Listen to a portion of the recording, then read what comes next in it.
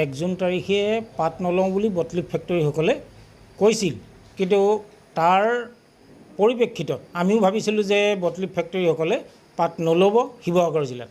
আলোচনা মৰ্মে আৰু আমাৰ আহ্বানত তেখেতসকলৰ ইয়াত থকা 19টা ফেক্টৰীৰ ভিতৰত 17টাই আমাৰ পাত গ্ৰহণ কৰিলে। যি দুটাই পাত গ্ৰহণ কৰা নাই, তেখেতসকলৰ আমাৰ যি বায়'মেট্ৰিক কাৰ্ড বা আমাৰ পাত দিম বুলি পাত ল'ম বুলি তেওঁলোকে যি অংগীকাৰ কৰি টি বৰ্ডৰ পৰা লাইচেঞ্চ আনিছিল, সেই লাইচেঞ্চ ৰদ কৰিবৰ কাৰণে আমি 3 তাৰিখৰ দিনা আমাৰ দাবীপত্ৰ টি বৰ্ড আৰু আয়ুক্তৰ ওচৰত প্ৰদান কৰিম।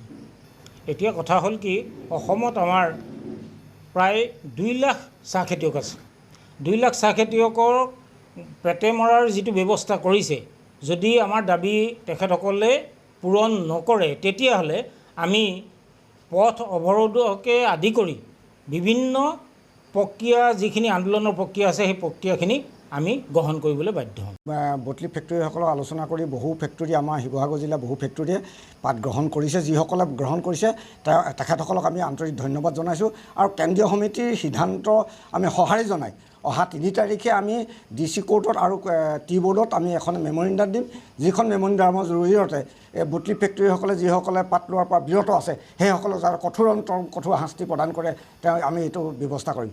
অন্যথা আমাৰ যিখিনি দাবী, দীঘলীয়া দাবী পূৰণ কৰা নাই, চৰকাৰক আমি আহ্বান জনাম যাতে যদিহে আমাক আহ্বানখিনি সঁহাৰি নজনায়, তেতিয়াহ'লে অহা 5 তাৰিখৰ পৰা কঠোৰতা আমাক তীব্ৰতৰ আন্দোলন গঢ়ি তুলিবলৈ আমি বাধ্য হ'ম।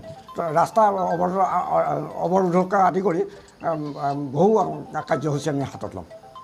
বৰ্তমান সমস্যা আমাৰ পাত লোৱাটো 1 নম্বৰ সমস্যাটো এইটো হৈছে।